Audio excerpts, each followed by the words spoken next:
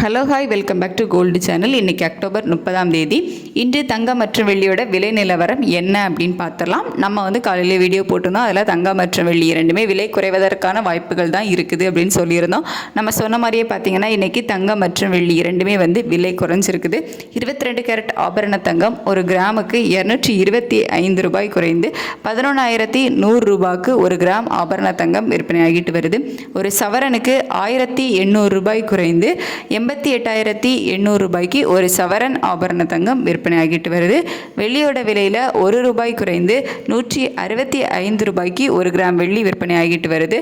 So 30/10/2025 இன்னைக்கு 22 carrot ஆபரண தங்கம் ஒரு கிராம் 11,100 ரூபாய்க்கும் ஒரு சவரன் 88,800 ரூபாய்க்கும் ஒரு கிராம் வெள்ளி 165 ரூபாய்க்கும் விற்பனையாகும். இன்று காலை மற்றும் மாலை இரண்டுமே விலை அதிகரித்து ஒரு கிராமுக்கு 250 ரூபாய் விலை அதிகரித்த நிலையில் இன்னைக்கு மீண்டும் 225 ரூபாய் விலை குறைஞ்சிருக்குது.